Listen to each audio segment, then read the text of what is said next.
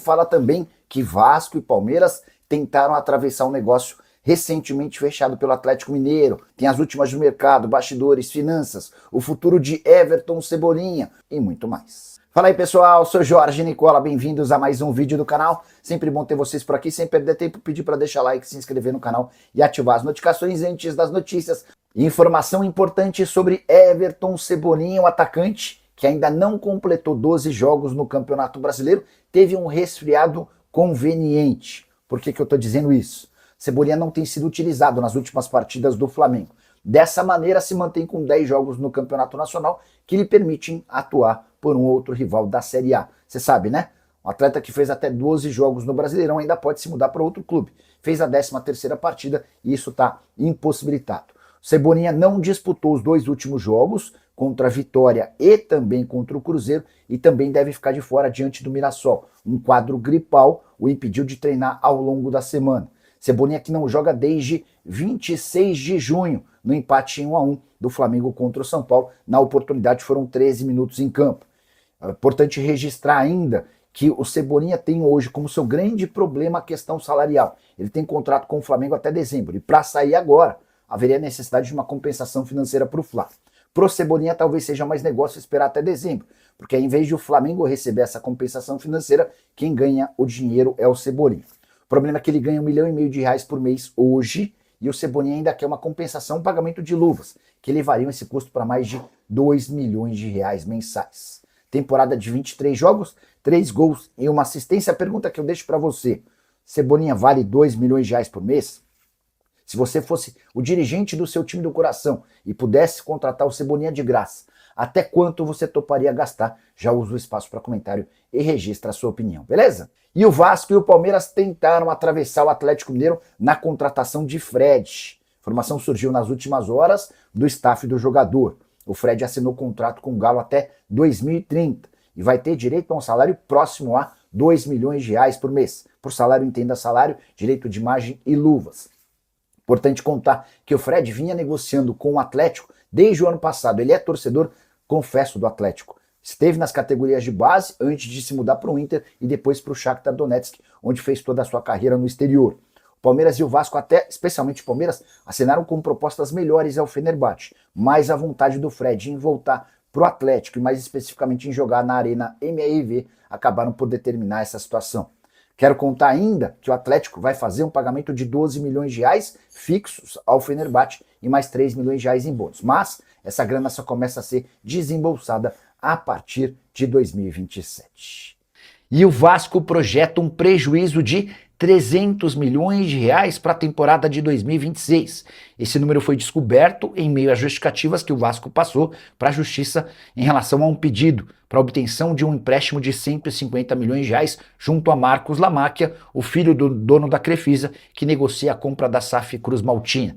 Só para vocês entenderem, por estar em intervenção judicial, o Vasco precisa da aprovação da Justiça mesmo para a obtenção de empréstimos. E o Vasco trabalha hoje para conseguir R$150 milhões de empréstimos que ajudariam no pagamento das contas até o mês de outubro. O Vasco calcula que ainda precisa de R$210 milhões em novas receitas para conseguir honrar com seus compromissos. Também, de acordo com esse documento enviado à Justiça, o caixa do Vasco se esgota em 20 de agosto. A projeção é de uma arrecadação para a temporada de R$500 milhões, só que gastos de R$800 milhões, até por isso esse déficit de R$300 milhões. Só para completar, registrar que o Vasco, enfim, pôde apresentar de forma oficial Colídio, atacante contratado do River e que vestiu a camisa 9, e Sousa, volante contratado do Racing e que apareceu com a camisa 5, excelentes reforços, que se juntam ao time de Pedro Emanuel para a partida de domingo contra o Santos em São Januário, partida decisiva entre os dois times que brigam contra o rebaixamento. Enfim, Fluminense é maior que o Vasco, kkk nunca. Quem falou isso, Edu? Eu não falei não. Eu não falei nada disso não. Tá bom? E Neymar jogou muita bola e o Santos venceu o Macará do Equador na noite dessa quinta-feira na Vila Belmiro, em jogo de ida das oitavas de final da Sul-Americana. O Neymar não marcou gols, mas deu 2 lindas assistências. A primeira para o gol do Gabigol, a segunda numa cobrança de escanteio rápido e inteligente para o William Arão. Santos que saiu atrás mais uma vez levando gols. Macará estava super confortável com a vantagem, até que o Neymar começou a fazer das suas e deixou o Gabigol livre pelo menos 3 oportunidades. 2 gols do Gabigol acabaram sendo anulados. No fim das contas, o Peixe venceu e leva para a altitude do Equador na semana que vem a vantagem de poder jogar pelo empate. Partida de ontem marcou também o 100º gol do Gabigol com a camisa do Peixe e ele se mostrou bastante feliz com a marca, reforçando o fato de ser torcedor do Santos e de já ter 16 gols na atual temporada. Depois do jogo, Neymar foi conversar com torcedores e criticou um deles que ficou o jogo inteiro xingando. Aí quando o Santos consegue a virada, o torcedor faz um coraçãozinho, o Neymar entende que esse tipo de torcedor deveria ficar em casa. Para completar, o Neymar deixou a Vila Belmiro conclamando os torcedores para a importância da partida do final de semana contra o Vasco. No domingo, o Santos visita o Vasco em São Januário e, segundo o Neymar, é partida com cara de final de campeonato, válido pelo brasileiro, os dois lutando contra o rebaixamento. E o Vasco pediu autorização da Justiça para obter mais um empréstimo, agora de 150 milhões de reais. Vale a lembrança de que no ano passado a Crefisa havia emprestado 80 milhões de reais, nesse ano já foram mais 40 milhões. O novo pedido demonstra a dificuldade financeira do Vasco. Na explicação à Justiça, o Vasco chega a dizer que não tem caixa para pagamentos depois de 7 dias. Existe um risco de déficit até o fim da temporada. Até por isso, o Vasco fez esse pedido urgente à Justiça do Rio para obter um novo empréstimo no modelo DIP, destinado a empresas em recuperação judicial. Esses 150 milhões viriam de mais um aporte de Marcos Lamáquia, filho do dono da Crefisa e favorito para comprar a SAF Cruz Maltina. Na noite dessa quinta-feira, Vasco e Olímpia ficaram no 0-0 em São Januário. A verdade é que o Vasco desperdiçou um caminhão de gols, reforçando a necessidade de melhoria do sistema ofensivo. Faltam talentos, especialmente quando alguns atletas são poupados. O Pedro Emanuel, por exemplo, abriu mão de ter o Andrés, e diante disso se viu um Vasco criando muitas oportunidades, mas não sendo capaz de confirmar os gols. Spinelli está bem distante do centroavante que o torcedor do Vasco sonha em ter com a camisa 9. Primeiro, um abraço, Nicole, parabéns pelo programa. Fala sobre o ataque do meu Vascão. Saulão, tá difícil, hein? Hoje o Colide foi apresentado vestindo a camisa 9, Sousa foi apresentado vestindo a camisa 5. Colide eu acho que ajuda, mas não é a solução para todos os problemas. E acho que o Vasco precisa de não um, mas sim 2 reforços para o ataque. Muita dificuldade, enormes problemas ofensivos. É um time que não inspira confiança. Defensivamente, o Pedro Emanuel arrumou o Vasco. Isso está muito claro. É um time que sofre pouco, é um time organizado. Cara, mas que dificuldade em fazer gol. E aí é complicado, né? O Sandro Diniz, falando aqui de Manaus, falaram sobre a volta de Felipe Coutinho, será? Bom, vou ler para vocês o que ouvi de uma pessoa do departamento de futebol do São Paulo. Essa especulação sobre Coutinho no São Paulo, ela começou durante o fim de semana, tá? E eu mandei mensagem para uma pessoa que tem papel importante dentro do São Paulo nesse expediente de futebol. Ó, bom dia. Essa mensagem foi enviada no sábado.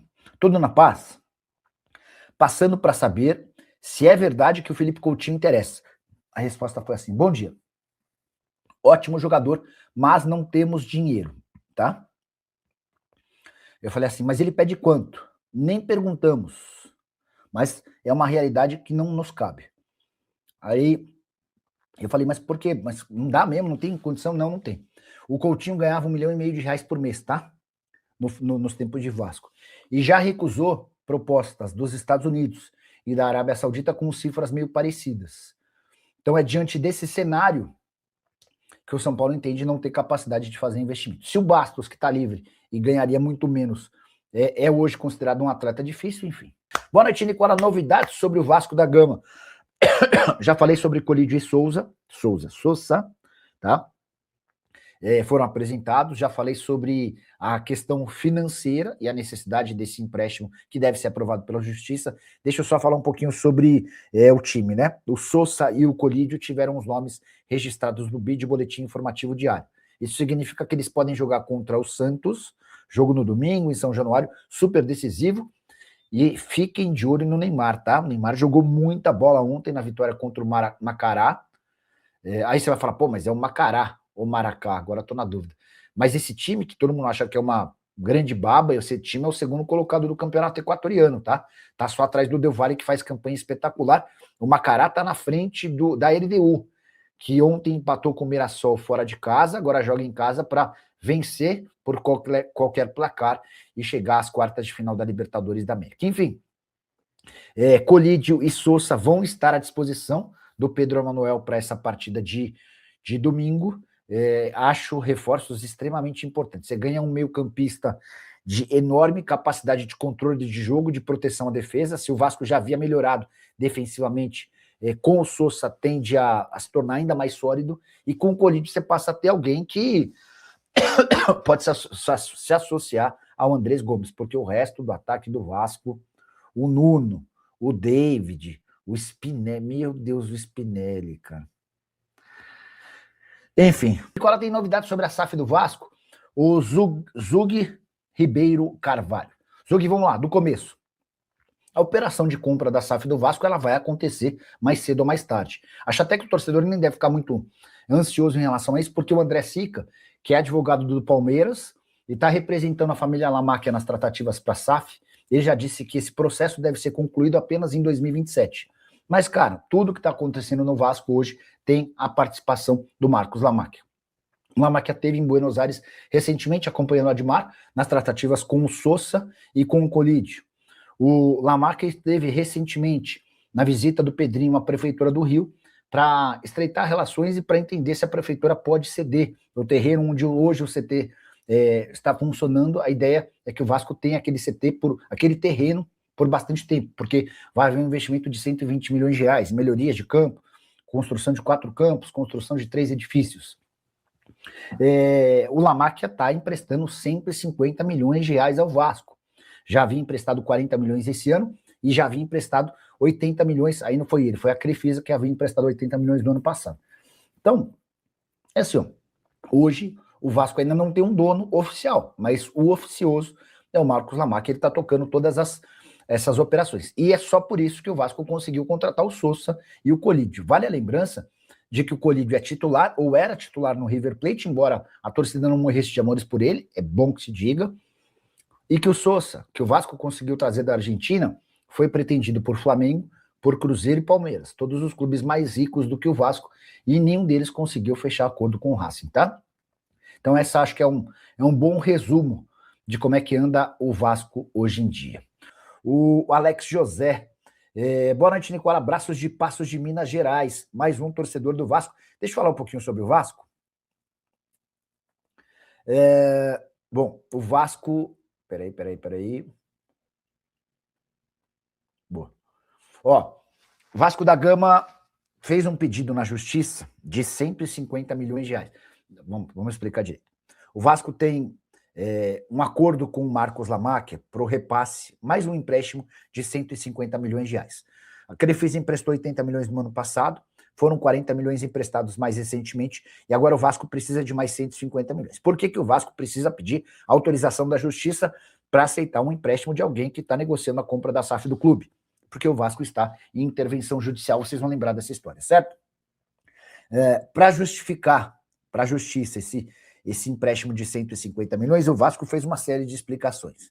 Os pontos principais: o clube só tem dinheiro até o dia 20 de agosto. A partir daí, falta grana, não vai dar para pagar salário, direito de imagem, luvas e outras obrigações. Um enorme problema para o Vasco. Ponto 2. A expectativa de arrecadação do Cruz Maltino nessa temporada é de 500 milhões de reais. A expectativa de custo, de gastos, é de 800 milhões de reais. Então, há cerca de 300 milhões de prejuízo estimado para essa temporada. Ponto 3. O Vasco calcula que precise daqui até o fim do ano de 210 milhões de reais de receita. Esses 150 milhões permitem ao Vasco ter fôlego até outubro. Nos outros 2 meses, talvez demandem um novo empréstimo, ou então o Vasco vai precisar de receita nova, de dinheiro novo. Não sabemos ao certo se esse dinheiro pode aparecer. Enfim, só para vocês entenderem um pouquinho da real situação cruzmaltina, pelo menos do ponto de vista financeiro. Leonardo Limeira da Silva Filho, pergunte ao empresário do Diego Carlos sobre as negociações para a liberação do atleta. Posso dar uma perguntada de novo? Mas eu já conversei com ele no início dessa semana. Quer ver? Eu até resgatar o que foi falado. Ó, o Diego Carlos é zagueiro brasileiro, pertence ao Fenerbahçe, tem contrato longo lá. ganha 1,5 milhão de euros por mês não, por temporada, livre de impostos, e mais 500 mil euros por temporada livre de impostos. Então, um pacote do Diego Carlos lá é de 2 milhões de euros. Ó. Aqui, ó. Diego Carlos pode rescindir no Fener? A minha pergunta foi essa, a resposta foi: tem chance. Quanto ele ganha lá? 1,5 milhão de euros net. Net é livre de impostos, com mais 500 mil euros de bônus. Vasco tem chance? Grande chance se conseguir a rescisão, sim. Então, assim, o Vasco é o grande favorito a contratar o Diego Carlos. A conversa entre os clubes já está, entre o clube e o jogador já está certa, mas o Vasco conta que o Fenerbahçe top liberá-lo sem compensação financeira, tá?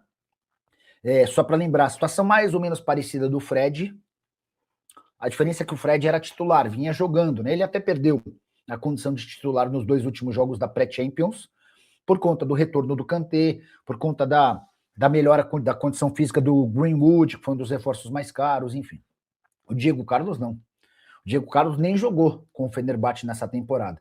Não participou de amistosos. Eu nem sei se ele está treinando com o restante do elenco. Embora tenha vínculo com o Fenerbahçe, ele teve emprestado na temporada passada. Diante disso, acho que fica mais fácil para o Vasco esperar a rescisão do contrato. O Atlético imaginava que com a chegada de reforços, o Lukaku, por exemplo, foi contratado nessa semana, o Lukaku que pertencia ao Napoli, que o Fenerbahçe, no final das contas, fosse liberar o Fred de graça. O que se disse lá em Belo Horizonte é de que houve uma compensação financeira de 2 milhões de euros e mais 500 mil euros em bônus, tá? Só é importante registrar que, e essa é uma informação exclusiva, o Atlético só começa a pagar a compensação em bônus e também a compra dos direitos econômicos no ano que vem.